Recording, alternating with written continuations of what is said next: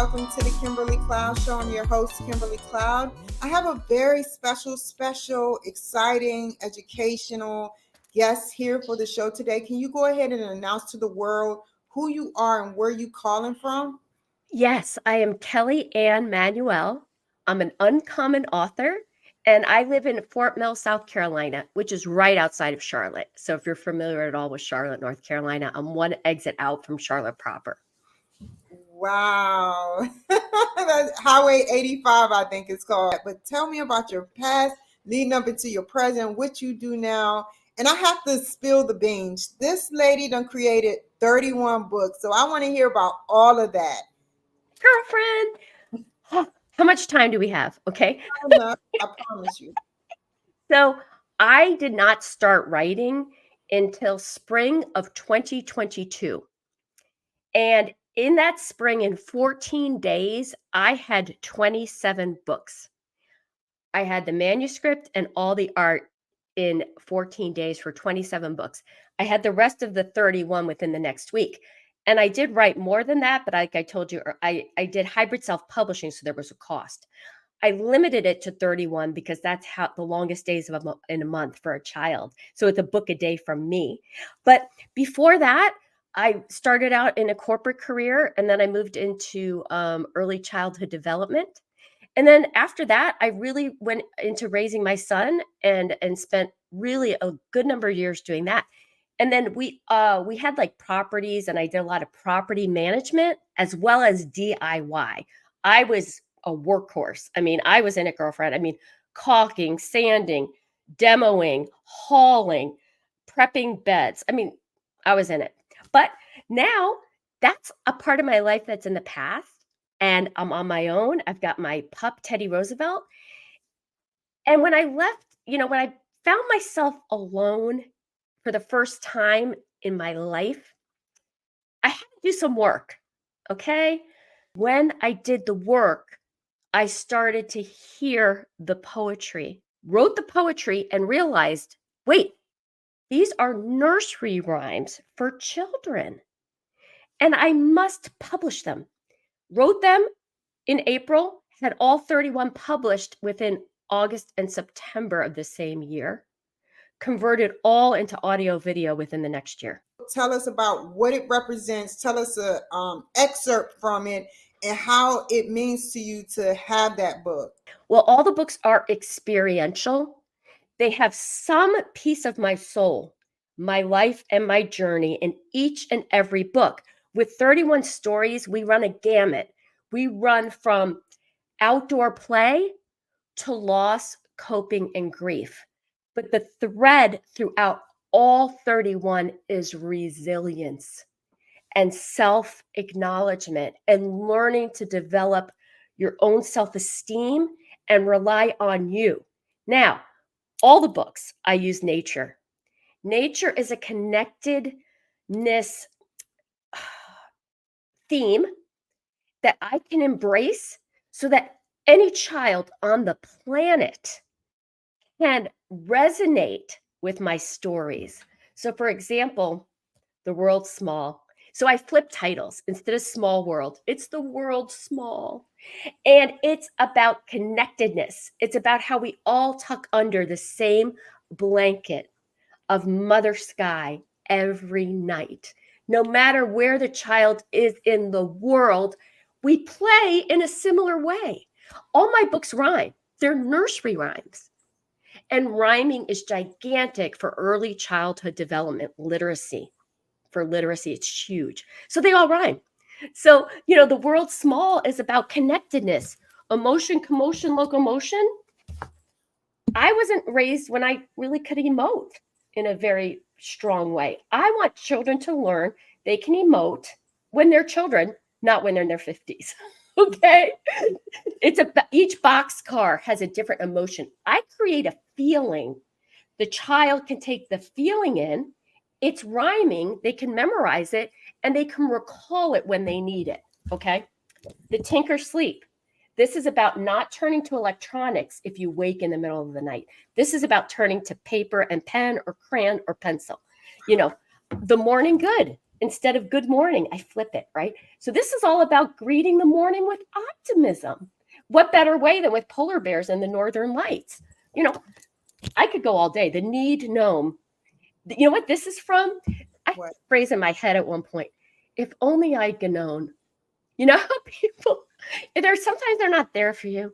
And if they say, if only I'd known. So this is about the need gnome who you can visit and you can tell your needs to in a safe space. The need gnome is there for you. I mean, girlfriend, I can go all day. I have the My Name Is books. These are all about identity, self, growth, duality, internal, external. My Name Is Wing is a wing that has been clipped and looks like a ring. And it has to make an adjustment slight to set its outlook right. This is what I do. I rhyme all day. This is my Dr. MLK book, The Inclusive All. Now, this is a play on all inclusive, but this is a different kind of resort. This is a journey to a place where everything beautifully, organically interacts. And the child is invited to explore this space, even though it takes a journey there. It's about journeying there in the imagination. And oh, and the artwork in this book is just, I mean, you know, we've got peacocks, we've got this book is all, Beautiful, man. I mean, You create those illustrations? I curated all of the art. Wow. All of it. I mean, I had 27 books. They're about 21, 22 pages because they're children's books. But I had the cover and the art for all of them in 14 days. 27 books. Girl, I was on fire. My Name Is Light. The boots rain instead of rain boots. Individuality. This is about the beautiful boots falling down from the sky. Do you speak at events? I want to. Wow, you need to like go to an elementary school and tell them, just have the book spread it out and tell them each. Yes. That's the goal. Turning the books into audio was genius because what's happening is they're getting picked up by a company called Hoopla, which is a digital audio library. People can check my books out without even paying a dime. And I say, try before you buy, because I know the minute that you find me, you're going to want more, because it's a layer of support for children. And anybody who loves and adores children wants them to have as many layers of support that they can possibly have.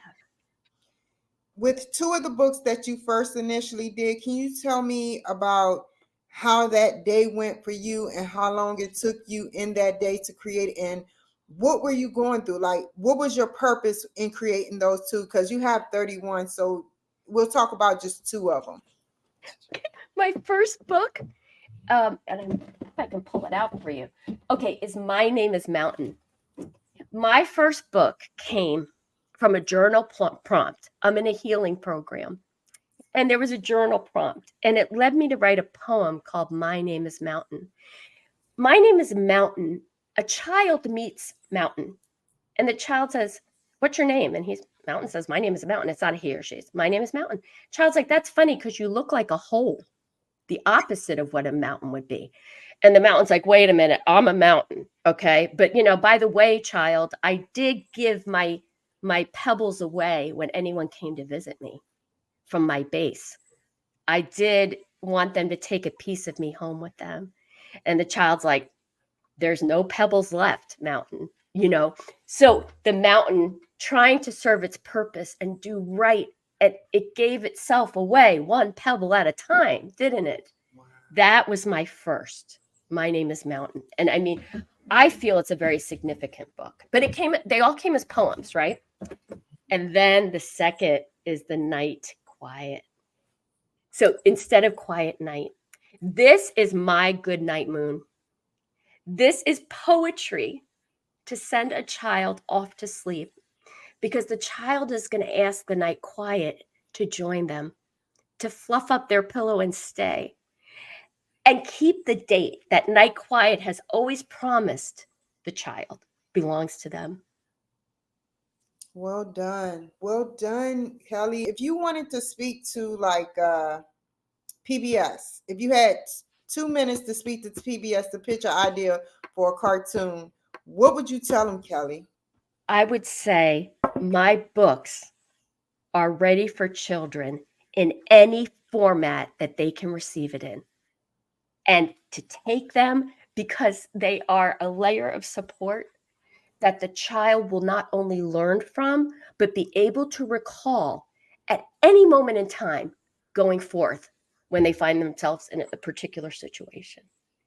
And what better way to give children a gift than to give them literature that teaches them, supports them, but doesn't preach to them. Tell me, like, what would you do? What would be your mission statement, number one? And number two, what would be your direct goal in producing possible cartoons, if that's something you are interested in for the future, or producing more books? My goals are for children to have me like I had Hans Christian Andersen, like I had Dr. Seuss, but Yes. new, fresh literature that comes from a modern mindset that can bridge the gap between history and today in a way that makes the child learn about resilience and coping and taking something with wheels outside a door.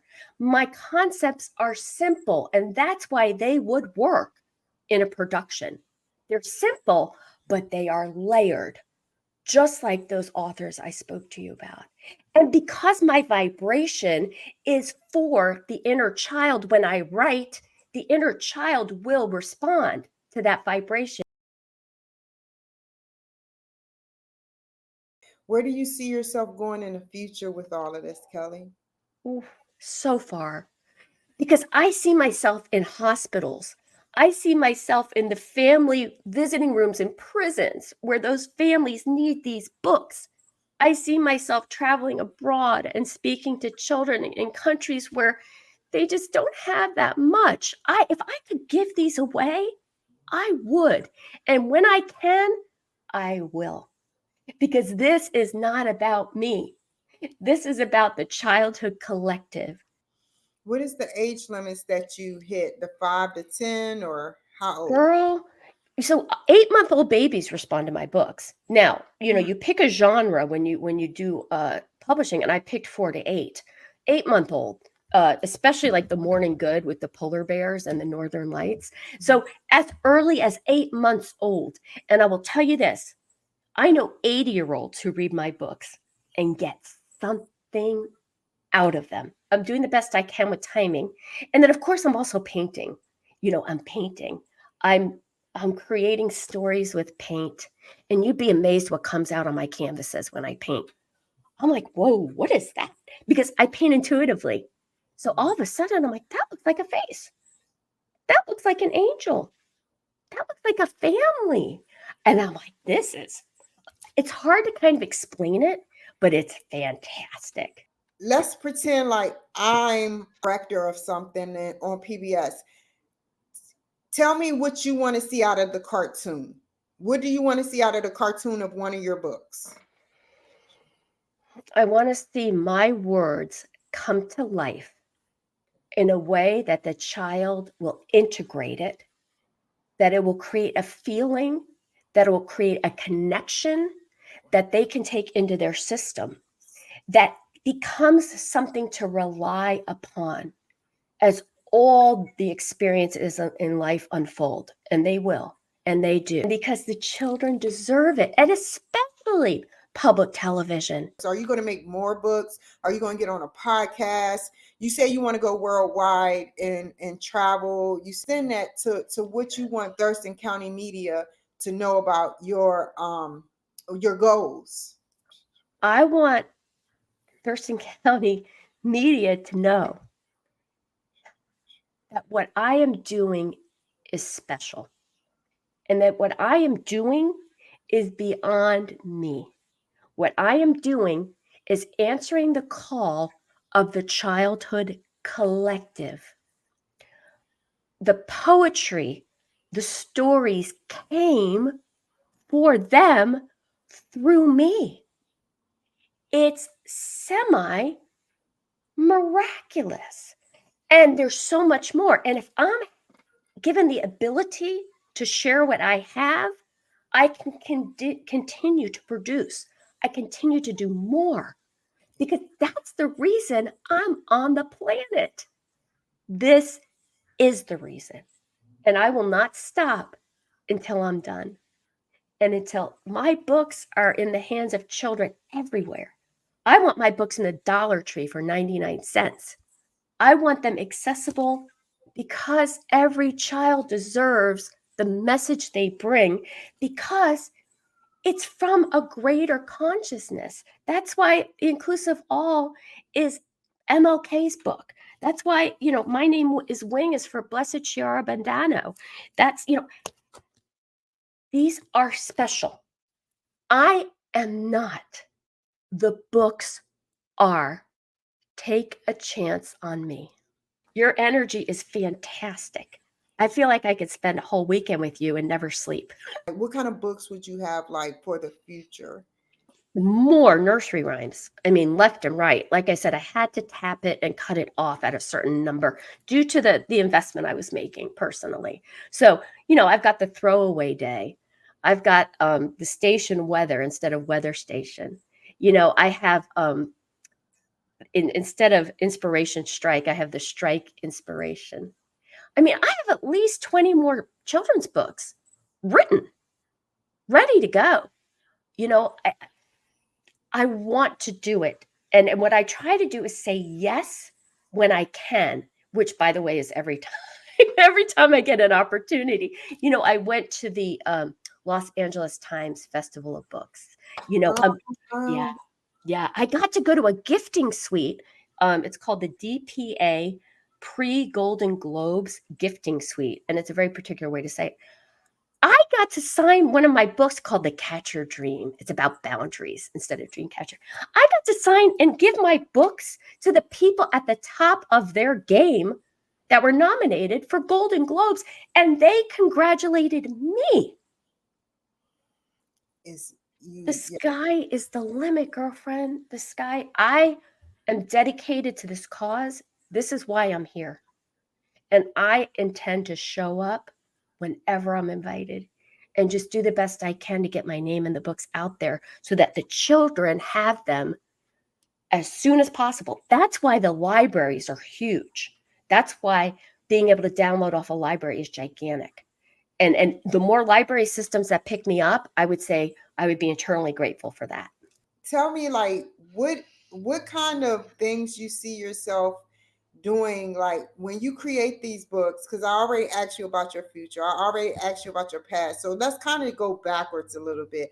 Why did Miss Kelly Anne Manuel do start books? Like, what made the light just click on and you just like, I want to do books? The more work I did on me, the more healing I did of trauma, the more I unloaded the gunk. Okay, so it's like a DIY home, and you go in and you're hoping for hardwoods, and you peel back a corner of the linoleum and the shag carpet from the 70s, hoping for hardwoods. The books were always there. They were under the linoleum, orange and brown, whatever. They were under the shag, purple carpet, right? They were always there. When I did the work and peeled back those layers, they were like, finally, there we are. Do you see us now? Can we please be born? That's what it was like. And I say the books came as easy as breathing. The words came as easy as taking a breath in and out. I was in flow. I was in flow with universe, and it was a beautiful gift, and I knew it. And I was like, I got to write all this down. I got to get this published. I became very single-minded because it felt so incredible. It was almost like the universe said, "Hey, you've done a lot of work. We think some of your experiences would suit our stories for children. How about you do them for us? How about the loving, most beautiful part of the universe coming to me with that. And I said, of course, I'm your girl. Next thing you know, I have 31 books in 6 months published.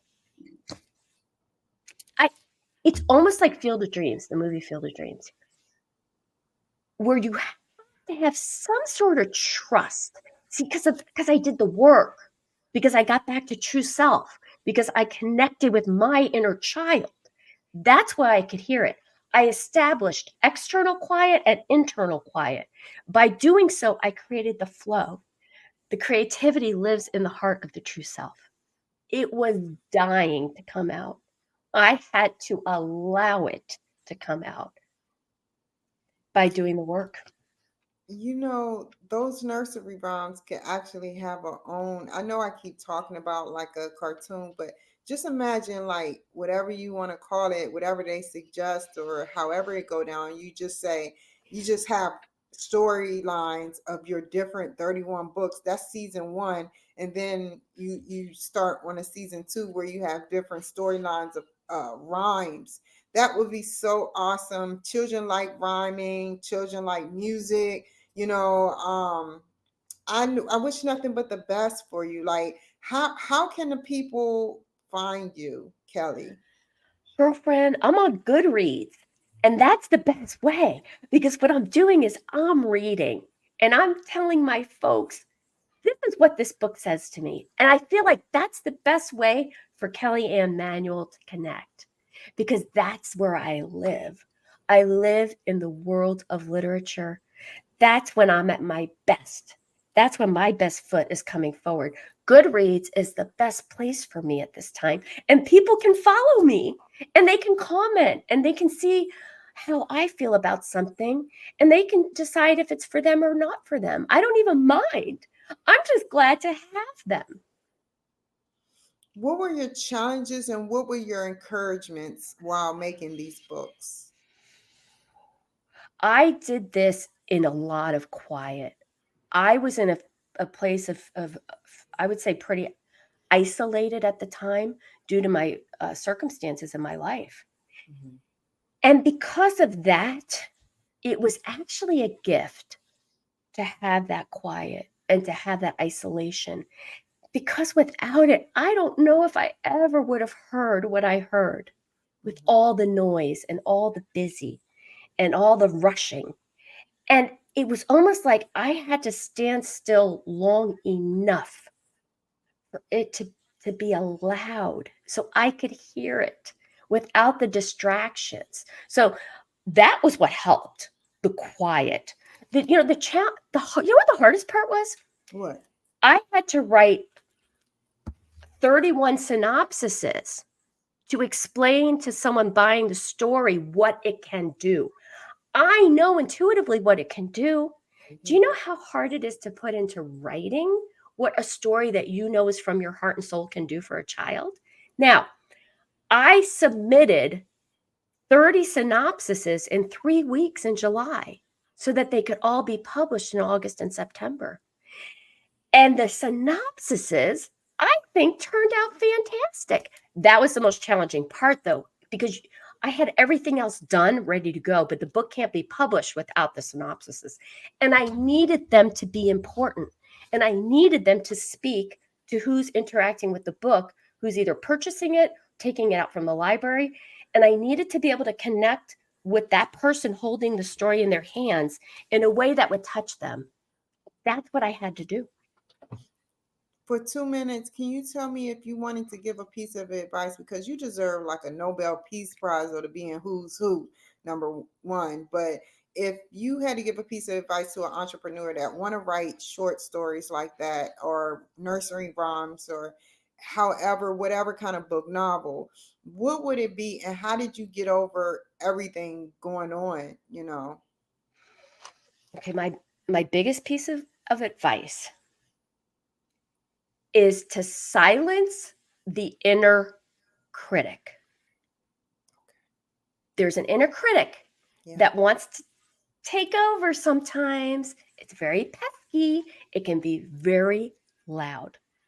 And I say, acknowledge it. Be like, oh, yeah, I see you. I see you, inner critic. Hey, by the way, go get a Starbucks. Go take, I love it. Continue. go get a coffee. It's on me, even. I have work to do. You're getting in my way. You're not being helpful. So, the whole thing about the inner critic is often it was developed in a time in our childhood where it was meant to be helpful. At some point, it stops being helpful and it becomes hurtful. That's why my books are all about positive self talk. I'm trying to get children to have positive self talk in childhood that they don't have to undo later, right? I'm trying to prevent that inner critic that I cope with at my age. This is one of the goals of the books. So, inner critic, take a coffee break. We'll chat later. Let me get down to work. You would be amazed at what can come from true self when you do that coffee break for that inner critic. And by the way, focus on starting small. I talk about embracing the spirit of the seed. A seed is tiny. A seed is planted in the ground. It's dark. What motivates it to push up and break through the ground when it doesn't even know what awaits it when it does? Focus on not what we see that breaks through, that we enjoy and that we get to celebrate. Focus on the journey from the seed getting to the top of the ground. That's the journey of a creative. That's what matters. And an inner critic is going to tell the seed, you're out of your mind. What? You don't know what's above the ground. Hey, by the way, you're in the dark. Hey, by the way, do you even have the energy for that? Would the seed even bother if it listened to the inner critic? I don't think so. And then would it ever become a giant sequoia? Would it ever become a forest? Would it ever become a magical, enchanted forest? Well said, Kelly. You should write a biography about yourself too. Oh my God. If you don't know this question, it's okay. This is the last question, but what part you're using the creative part of your brain, right? I'm tapping into flow, which is all parts and pieces of me. So it's actually more from a place of the inner child and true self that I write from. It's actually more in the heart space than in the head space. The head space, I find, actually is what gets me into trouble. Yeah. That's where I don't believe or I start to question or become critical or doubtful.